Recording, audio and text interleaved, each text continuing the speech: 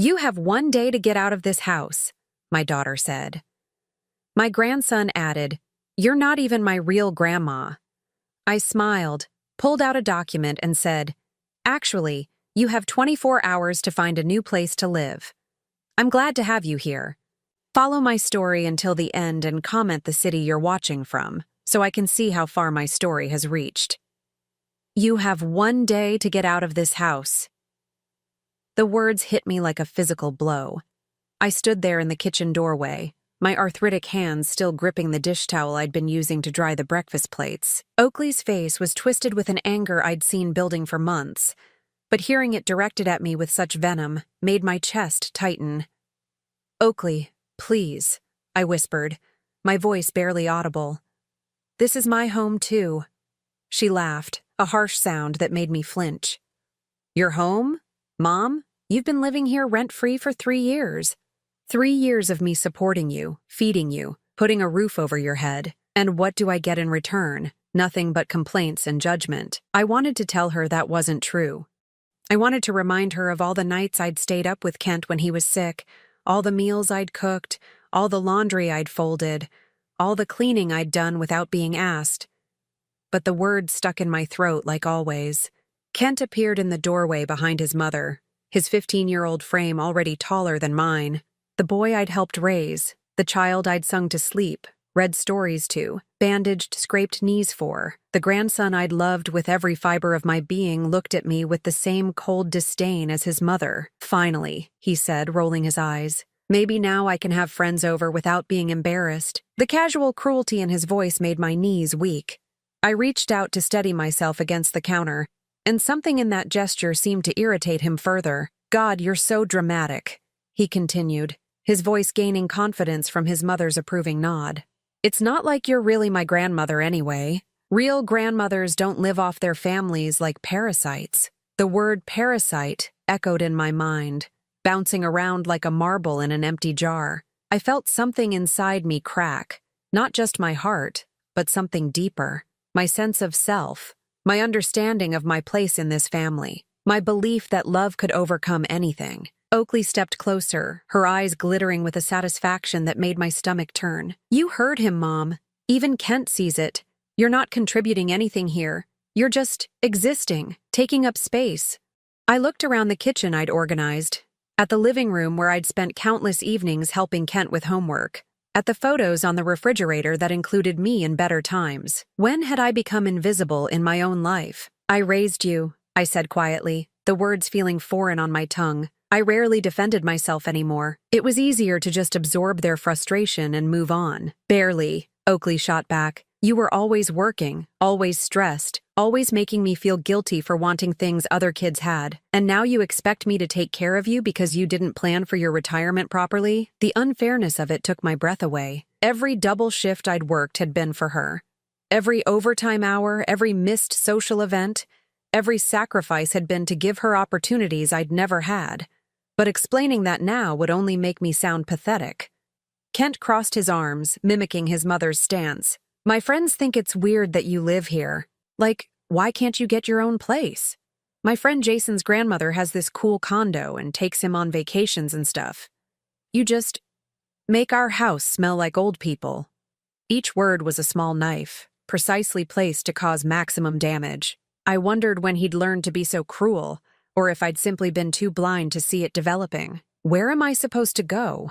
I asked, hating how small my voice sounded. Oakley shrugged. "That's not my problem anymore. Maybe one of those senior living places. They have programs for people who can't afford it on their own." The suggestion hung in the air like a threat.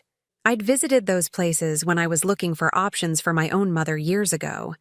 The smell of disinfectant and despair, the vacant stares, the way the staff talked to residents like children. The thought made my hands shake. "I need more time," I said. "A day isn't enough to find somewhere to live." "You've had 3 years to figure this out," Oakley replied coldly. "I'm done enabling your dependency. It's not healthy for any of us." She turned to Kent, her voice becoming warm and maternal in a way it never was when she addressed me. "Go start your homework, honey. Grandma and I need to finish talking." Kent grinned, clearly pleased to be dismissed from witness duty but satisfied with the damage he'd helped inflict.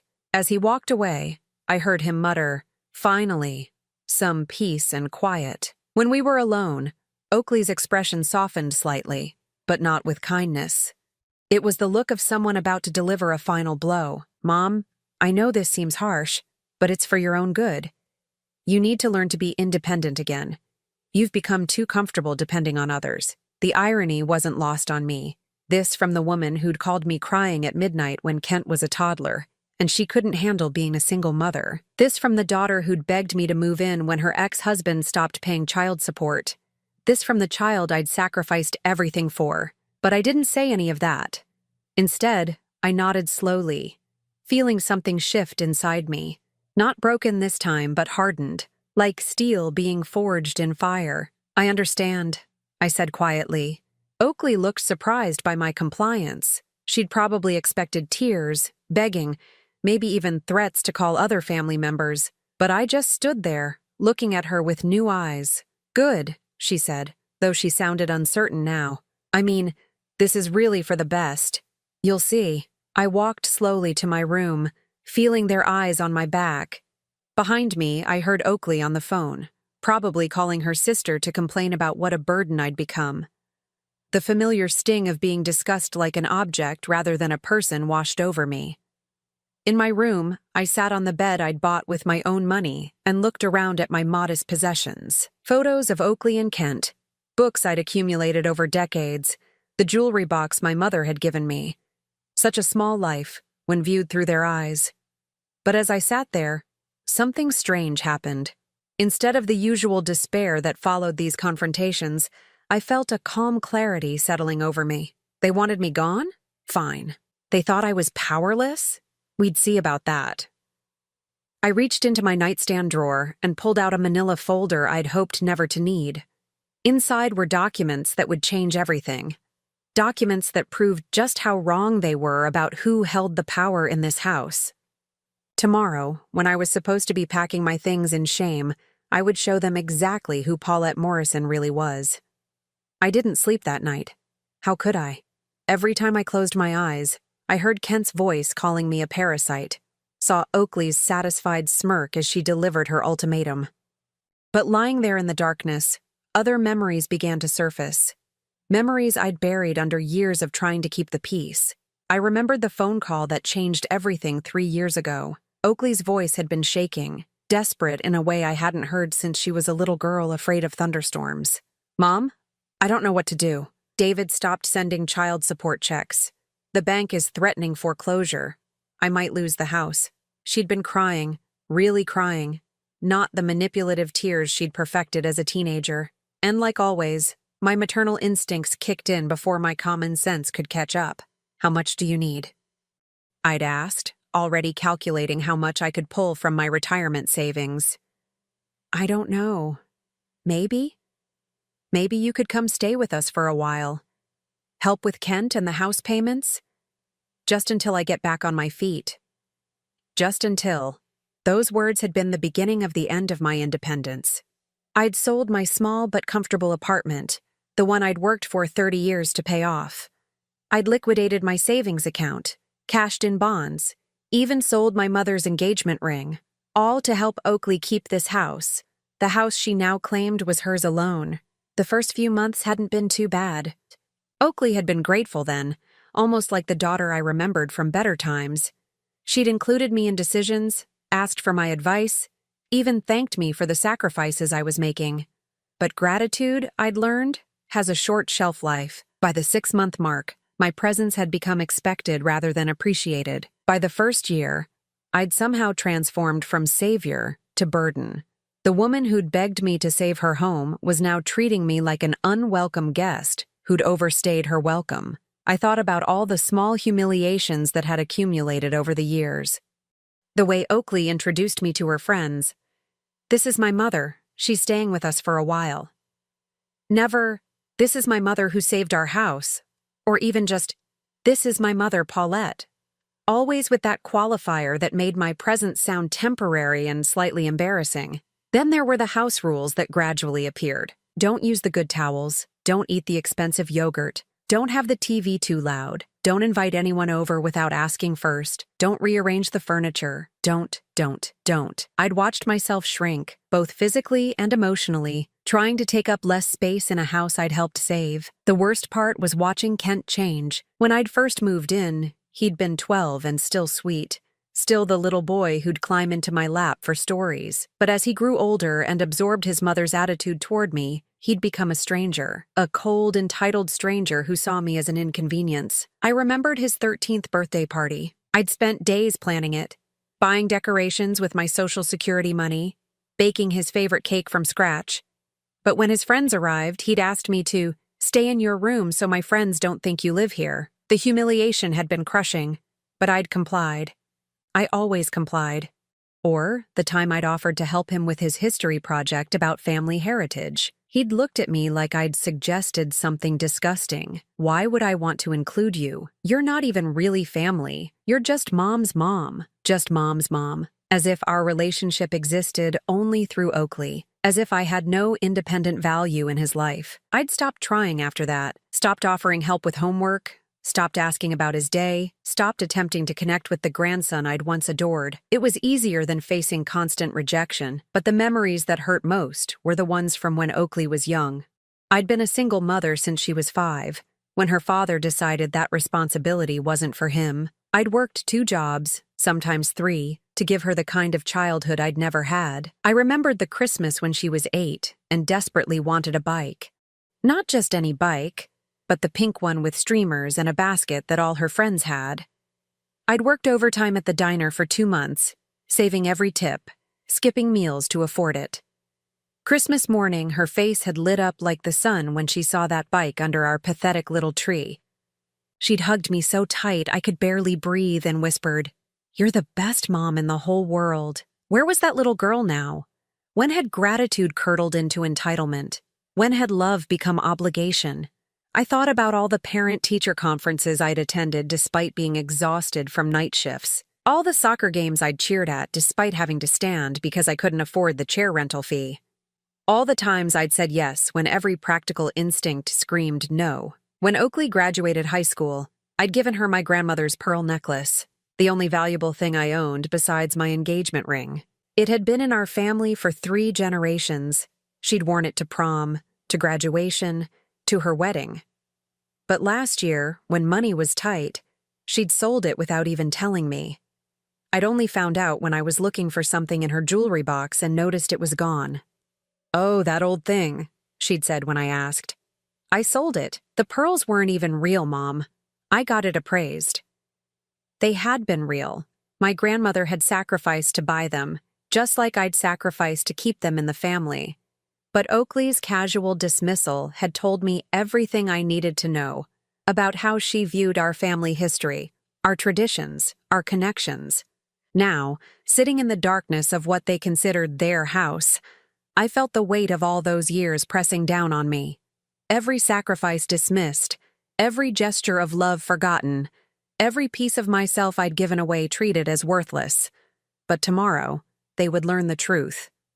Tomorrow, they would discover that the woman they'd been treating like a charity case was actually the one holding all the cards. I pulled the manila folder closer and opened it by the light of my phone. Property deed, purchase agreement, bank statements, transfer documents. All the proof I needed that their comfortable life had been built on a foundation they knew nothing about. Let them sleep soundly tonight. Let them dream about their newfound freedom from the burden of supporting me. Because when morning came, they were going to wake up to a reality that would shatter everything they thought they knew. The powerless old woman they'd spent 3 years diminishing was about to remind them who really owned the ground they stood on. The morning sun streamed through my bedroom window as I heard Oakley moving around the kitchen, probably making her usual rushed breakfast before work. I'd been awake since 5. Sitting quietly with the manila folder in my lap, waiting for the right moment. I could hear Kent in the shower, getting ready for school. Normal sounds of a normal morning, except today would be anything but normal. My hands were steady as I walked to the kitchen. The arthritis that usually made my fingers ache seemed to have disappeared, replaced by a strange sense of purpose I hadn't felt in years. Oakley stood at the counter, scrolling through her phone while her coffee brewed. She looked up when I entered, her expression immediately shifting to that familiar mixture of impatience and annoyance. "Good, you're up," she said, not looking at me. "I hope you spent the night making arrangements." "I meant what I said yesterday." "I know you did," I replied quietly, setting the folder on the kitchen island between us. She glanced at it with mild curiosity. "What's that? Your medical records? Because if you think showing me bills will make me feel guilty." "It's not medical records," I said, my voice calmer than I'd heard it in months. "It's something you need to see." Kent bounded into the kitchen, his hair still damp from the shower. He grabbed a piece of toast and started slathering it with peanut butter, completely ignoring my presence. The casual dismissal that had once hurt so deeply now felt almost laughable. "What time do you want me to call the moving truck?" Oakley asked, still not opening the folder. "Because I've got meetings all afternoon and I want this handled before." "Open it," I said, my voice cutting through her words like a blade. Something in my tone made both of them look at me, really look at me, perhaps for the first time in years. Kent paused mid-bite, his eyes darting between his mother and me. Oakley's laugh was nervous now. "Mom, what is this? Some kind of dramatic gesture? Because I don't have time for." "Open the folder, Oakley." She stared at me for a long moment, then reached for the manila folder with exaggerated irritation. "Fine. Let's get this over with."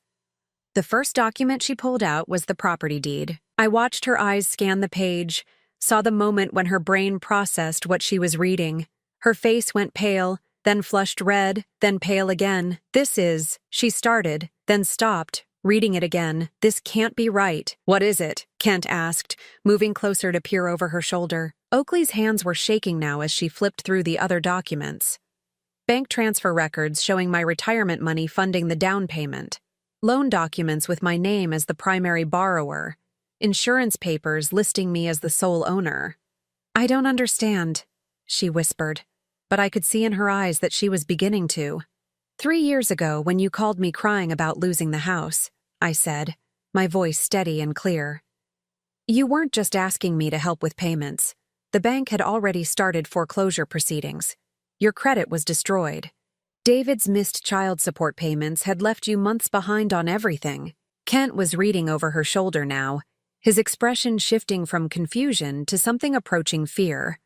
"The only way to save this house was for someone else to buy it outright," I continued. "Someone with good credit and enough cash for a down payment. So I bought it.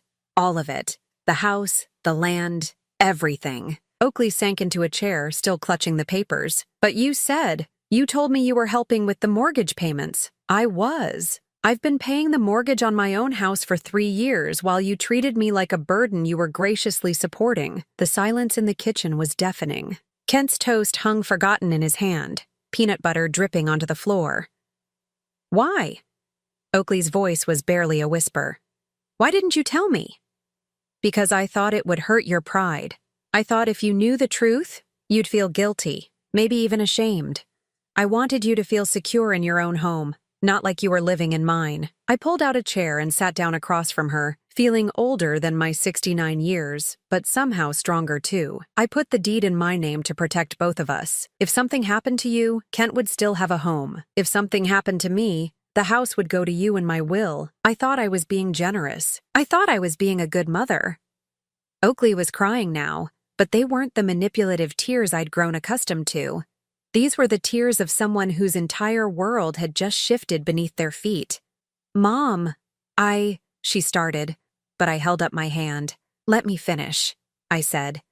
"For 3 years, I've watched you treat me like a charity case, like a burden you were noble enough to carry. You've made me feel small and unwelcome and ashamed of needing help. You've let your son speak to me in ways that would have gotten you grounded for a month when you were his age." Kent flinched at that, finally understanding that his casual cruelty hadn't gone unnoticed. "And yesterday," I continued, "you told me I had 1 day to get out of your house. You made me feel like a parasite, like someone taking advantage of your generosity." I reached across the table and gently took the deed from Oakley's trembling hands. "But this isn't your house, sweetheart. It's mine. It's been mine for 3 years. And if anyone needs to find somewhere else to live, it's not me." The color drained completely from Oakley's face. You can't be serious. Yesterday, Kent told me I wasn't really his grandmother. You told me I was a burden, that I was taking up space, that I wasn't contributing anything. I folded the deed carefully and put it back in the folder. Well, now you know exactly what I've been contributing. Kent dropped his toast, the sound of it hitting the floor echoing in the stunned silence. Grandma, he said, and hearing him use that word again after so long made my chest tight. I didn't mean. Yes, you did, I said gently but firmly. You both did, and that's okay, because now we're all clear about where we stand. Oakley was hyperventilating now, her breath coming in short gasps. Mom, please. I was angry yesterday. I was stressed about work and money, and I didn't mean those things. Yes, you did, I repeated. And you've meant them for a long time. This wasn't one bad day, Oakley. This has been building for 3 years. I stood up, feeling lighter than I had in months. Now, I believe someone mentioned something about having 24 hours to pack? Oakley's eyes went wide. You're kicking us out? Mom, we have nowhere to go. I'm sure you'll figure something out, I said, using the same dismissive tone she'd perfected over the years. You're both young and capable. Maybe one of those apartments downtown would suit you better. But Mom, Oakley started to stand, then seemed to remember she was holding onto the table for support and sat back down heavily. The sound of her body hitting the chair was the last thing I heard before she slumped forward, unconscious. Kent screamed. Oakley came to 5 minutes later, sprawled on the kitchen floor with Kent kneeling beside her, his face pale with panic. I'd calmly gotten a damp washcloth and was sitting in my chair, waiting. Mom, Kent was saying, patting her cheek frantically. Mom, wake up. When her eyes fluttered open, the first thing she saw was me sitting there, completely composed. For a moment, confusion clouded her face. Then reality crashed back like a wave. Oh God, she whispered, struggling to sit up. This is really happening. I handed her the washcloth. Drink some water. Slowly, she accepted it with shaking hands, her eyes never leaving my face. Looking for some sign that this was all an elaborate joke, perhaps. Some indication that her pushover mother would cave and take it all back. She wouldn't find it. Grandma, Kent said, and his voice cracked on the word. Please, we're sorry. We didn't know. Didn't know what? I asked gently. That I'm a human being with feelings? That treating someone badly has consequences? That actions matter? He flinched like I'd slapped him. I was being stupid. I didn't mean those things I said. About me not being your real grandmother? About me being a parasite?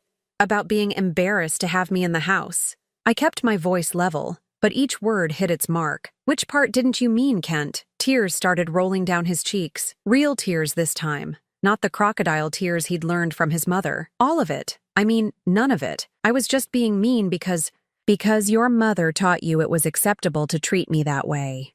I finished for him. Because you've watched her dismiss me and diminish me for 3 years, and you learned that it was okay to do the same. Oakley had managed to pull herself into a chair, though she still looked like she might faint again. Mom, I know I haven't been. I know I've made mistakes, but you can't just throw us out. We're family. The word family hung in the air between us like a challenge. Family? I repeated slowly. Is that what we are? Because yesterday you made it very clear that I wasn't family. I was a burden, a parasite, someone taking advantage of your generosity. I was angry, she said desperately. People say things when they're angry, you know that. Do they? I asked. Because when I was angry about you selling my grandmother's pearls without asking, I didn't call you names. When I was hurt that you never included me in family photos anymore, I didn't threaten to kick you out. When I was lonely, because both of you treated me like I was invisible, I didn't make you feel unwelcome in your own home. Each example hit like a physical blow. I could see them both remembering, recognizing the truth in what I was saying. But I did make you feel unwelcome, Oakley whispered. Didn't I? Yes, I said simply. You did. Kent was crying harder now. We can change. I can be better. I promise. Can you? I asked. Because this isn't the first time we've had this conversation. Every time I've tried to address how you both treat me, I get told I'm being oversensitive or dramatic. Every time I've asked for basic respect, I've been made to feel like I'm asking for too much. I reached for the folder again and pulled out another set of documents. Do you want to know what else I've been paying for? Oakley's face went even paler, if that was possible. What do you mean? Kent's school fees. The private school you told everyone you were sacrificing to afford? I've been paying that tuition since he started there. Every month, $200 from my Social Security check. Kent's mouth fell open. But Mom said, your mother has told you a lot of things that weren't exactly true, I said. The car insurance on that Honda you drive to school? Mine. The health insurance that covers your dental work and your sports physicals?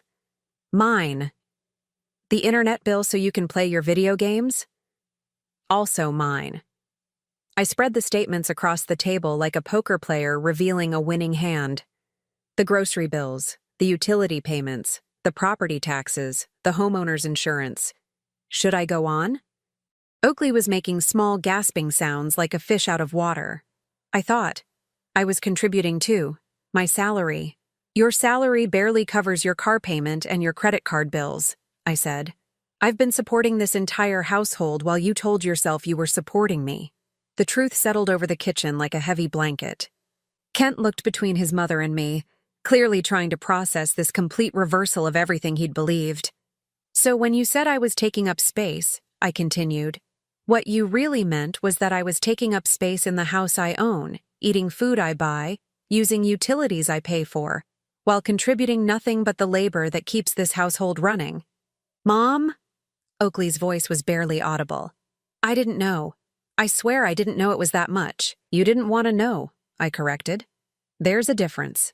You wanted to believe you were the generous daughter taking care of her helpless mother because it made you feel good about yourself. It made you feel powerful and noble and in control. I stood up and walked to the window, looking out at the backyard I'd been maintaining for 3 years. The garden I'd planted, the fence I'd had repaired, the deck I'd had restained. But the truth is, you've been living off me while treating me like a burden. You've been raising your son to disrespect the woman who's actually supporting him. You've been playing house with my money while making me feel grateful for the privilege.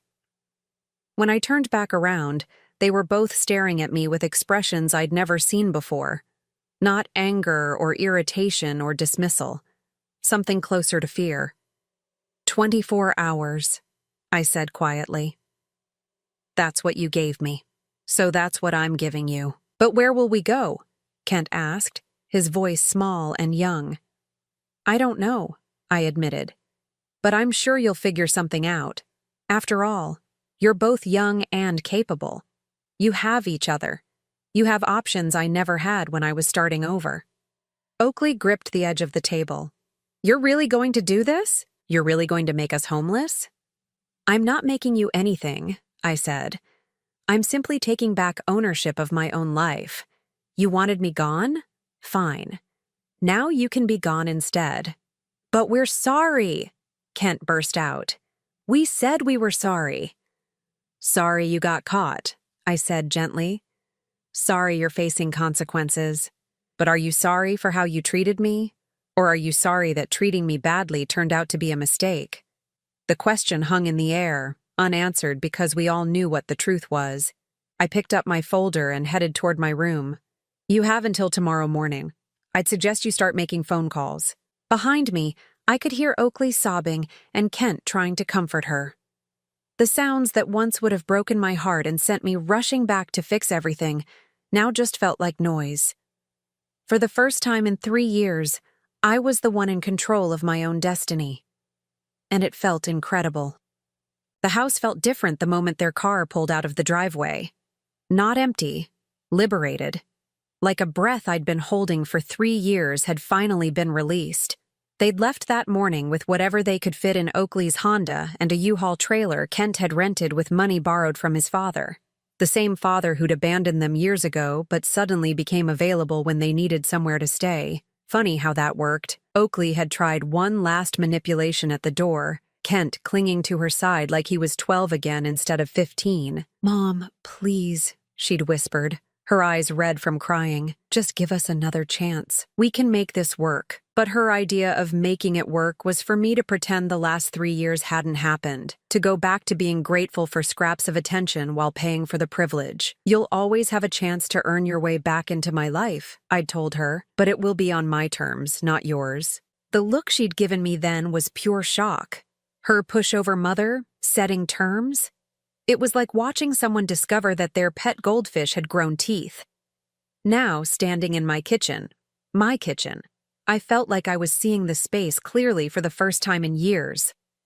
The cabinet doors Oakley had insisted on keeping closed because open shelving looks cheap. The expensive coffee maker I wasn't allowed to use because you don't know how to work it properly. The breakfast nook where I'd been relegated to eating my meals while they sat at the good dining table. I opened every single cabinet door. I made myself a latte with the fancy machine. I sat at the head of the dining table and spread my papers across its entire surface. The silence was magnificent. My phone had been ringing all day. First Oakley, then Kent, then Oakley's sister Beth, who'd apparently been designated as the family negotiator. "Aunt Paulette, this is crazy," Beth had said when I finally answered. "Oakley told me what happened, and I think there's been some kind of misunderstanding." "No misunderstanding," I'd replied calmly. "Just a long overdue correction." "But they're family. You can't just throw family out on the street." I'd laughed at that, surprising myself with how bitter it sounded. "Beth, when was the last time Oakley invited you to a family gathering that included me? When was the last time Kent mentioned me when he talked about his family? They made it very clear I wasn't family. I'm just honoring their decision." The conversations with other relatives followed the same pattern. Shock, attempted guilt-tripping, then awkward silence when they realized I wasn't budging. It occurred to me that none of them had called in 3 years to check on how I was doing living with Oakley. None of them had noticed that I'd gradually disappeared from family photos and holiday celebrations. But the moment there were consequences for that exclusion, suddenly everyone cared about family unity. By evening, I'd unplugged the phone entirely. I spent the next few days rediscovering my own house. I moved my belongings from the cramped back bedroom to the master suite Oakley had claimed as her own. I rearranged furniture, opened curtains that had been kept closed, and played my music as loud as I wanted. In Oakley's closet, I found boxes of my things that had been stored away temporarily 3 years ago. Photos of my parents, books I'd thought were lost, the china set I'd inherited from my grandmother. All hidden away because they didn't fit Oakley's aesthetic.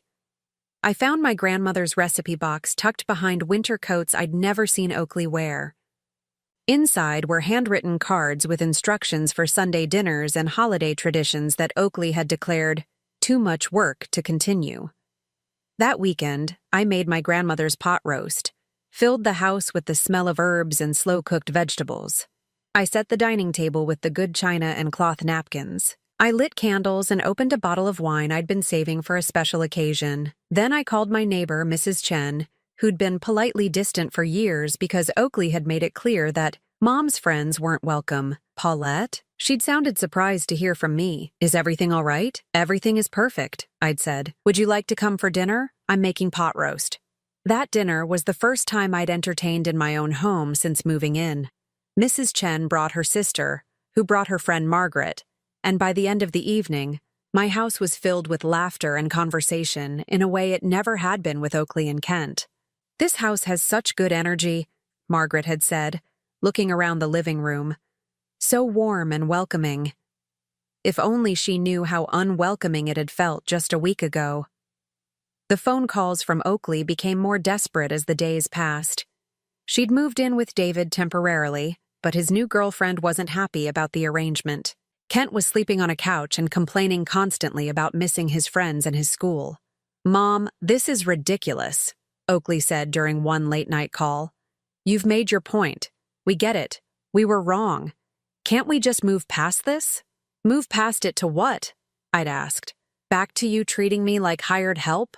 Back to Kent acting like I'm an embarrassment? Back to me paying for everything while being made to feel like a burden? We'll be better," she'd promised. "Things will be different." How? The question had hung in the air for a long moment before she'd hung up. That's when I knew she still didn't understand. She thought this was about punishment, about teaching them a lesson they'd learn, and then everything would go back to normal. But this wasn't about punishment. This was about me finally understanding my own worth. I started making changes beyond just reclaiming my space. I switched Kent's school payments to a monthly transfer that would end if his grades dropped or if I received any reports of disrespectful behavior. I set up automatic payments for health insurance that could be canceled with 30 days' notice. I opened new credit cards in my name only and closed the joint accounts where Oakley had been an authorized user. Most importantly, I changed my will. For years, I'd planned to leave everything to Oakley and Kent. The house, my savings, my life insurance policy. They were my only family, after all. But family, I'd learned, was about more than blood. It was about respect, kindness, and mutual care. It was about valuing each other as human beings, not just as sources of convenience or obligation. I made an appointment with my lawyer and created a new will that established a trust for Kent's education, but only if he maintained certain standards of behavior and academic performance. The house and remaining assets would go to charities that supported elderly people who'd been mistreated by their families. Oakley would inherit exactly what she'd told me I was worth. Nothing. 3 weeks after they'd moved out, I was watering the plants in my front garden when a car pulled up. Kent got out of the passenger side, looking older somehow, more serious. He approached slowly like he was afraid I might send him away. "Hi, Grandma," he said quietly. "Hello, Kent." I kept watering, not making it easy for him. "I wanted to apologize," he said, "for real this time. Not because I want something, but because what I said was wrong." I looked at him then, really looked. His clothes were wrinkled, his hair needed cutting, and there were dark circles under his eyes. "Are you apologizing because you understand why it was wrong, or because you don't like the consequences?" He thought about that for a moment. "Both, I guess. But mostly because I hurt you, and you didn't deserve it." It was the first genuinely mature thing I'd heard him say in years. "I miss you," he continued. "I miss living here, but I also just miss you. I miss talking to you and having you help me with stuff and eating your cooking." "What stuff did I help you with?" I asked, curious if he remembered. "Everything," he said, his voice getting thick. "Math homework and friend problems. And that time I was scared about starting high school. You always listened and never made me feel stupid. And how did you repay that?" He flinched. "By being a selfish brat who cared more about what his friends thought than about hurting someone who loved him." The honesty in his voice caught me off guard.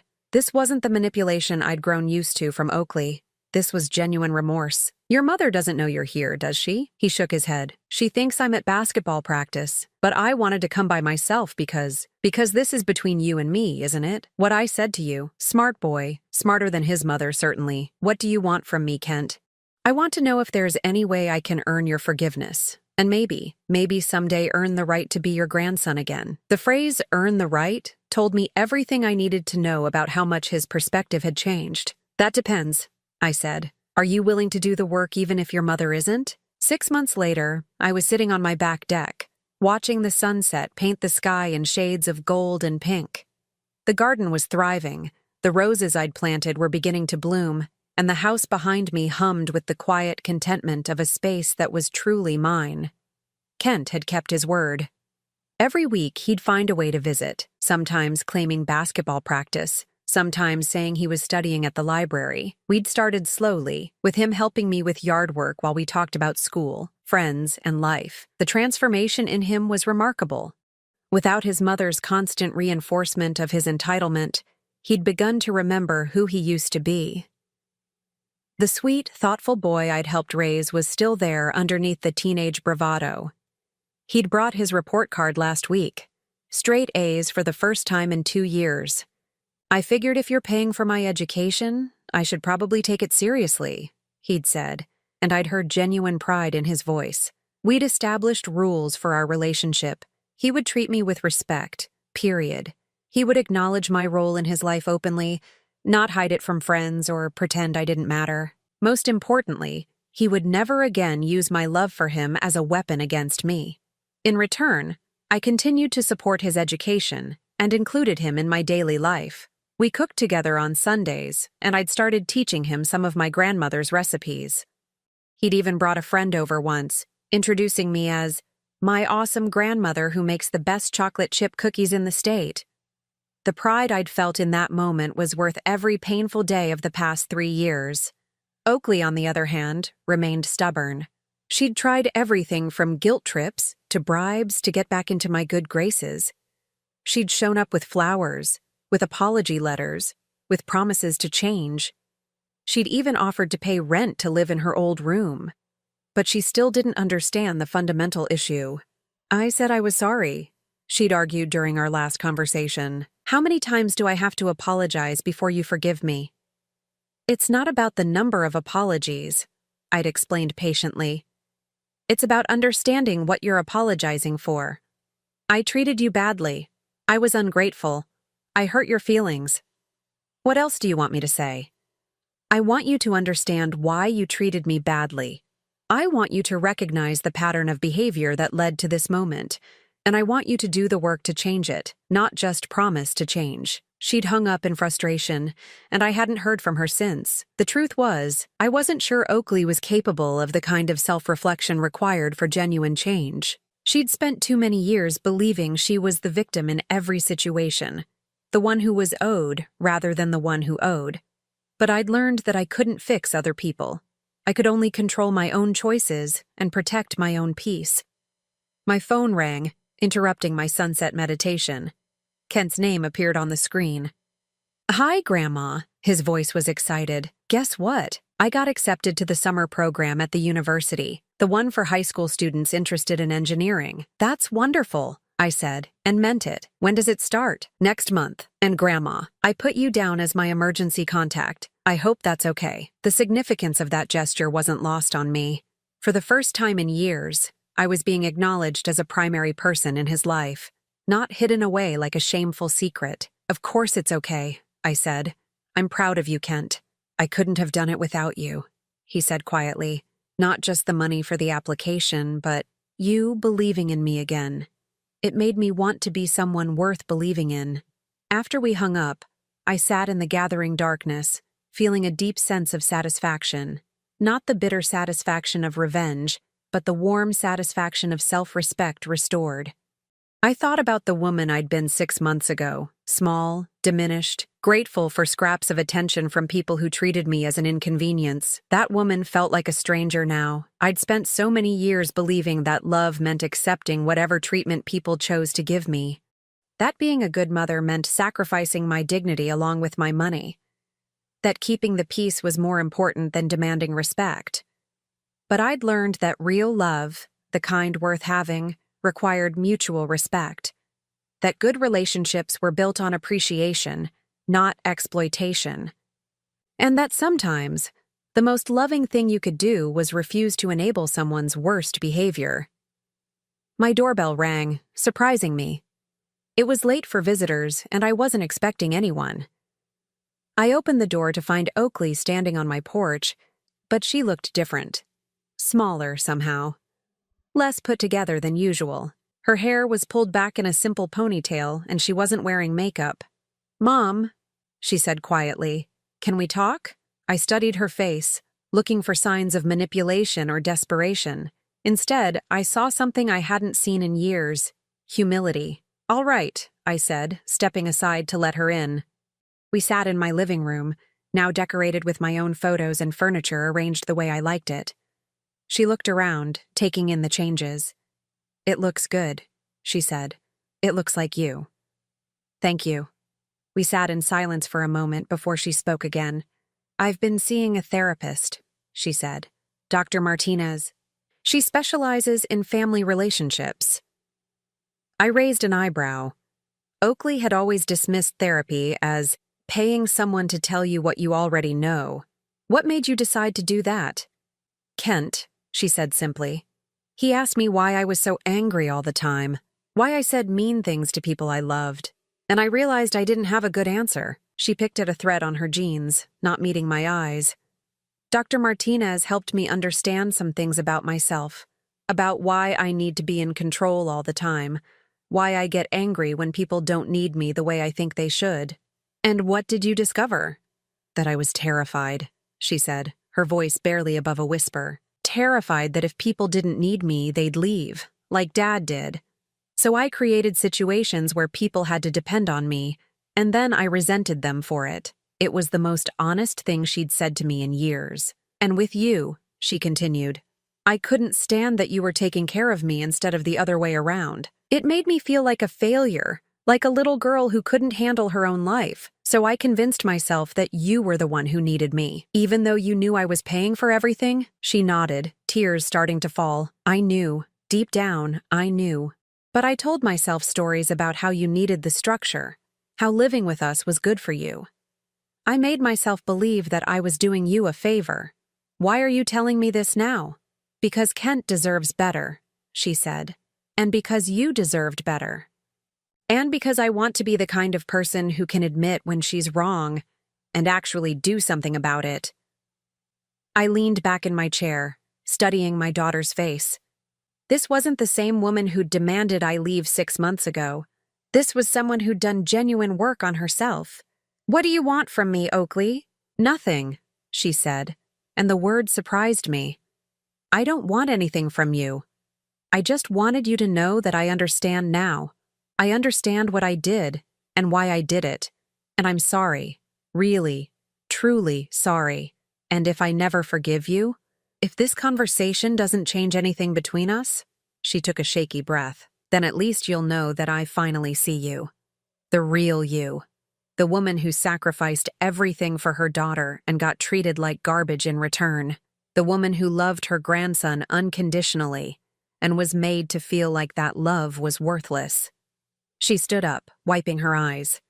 Kent told me he's been visiting you. I'm glad. He needs you in his life, and you deserve to have someone appreciate you the way he's learning to. She headed toward the door, then paused. I know I don't have the right to ask for anything, but would you consider letting me earn my way back into your life? Not as someone you take care of, and not as someone who takes care of you. Just as your daughter who finally understands what that means? I looked at this woman who'd caused me so much pain, who'd made me feel small and worthless and unwanted.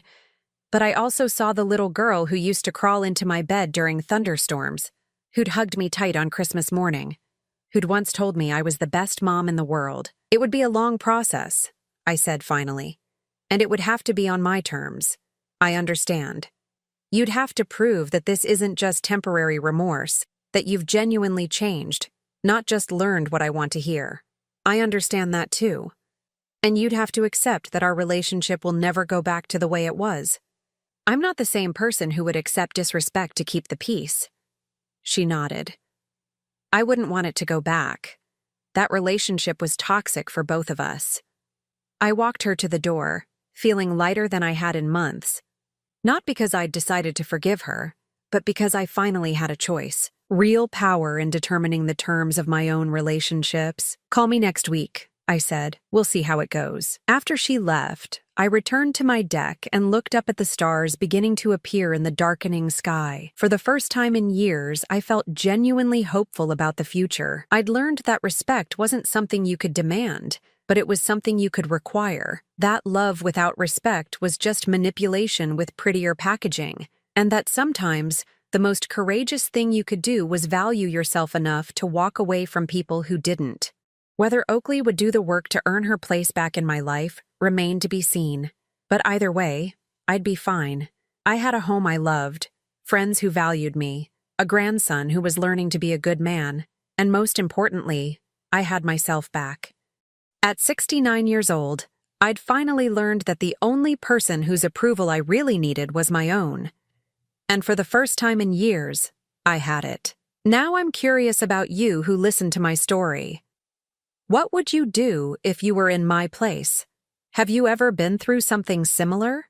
Comment below, and meanwhile, I'm leaving on the final screen 2 other stories that are channel favorites, and they will definitely surprise you. Thank you for watching until here.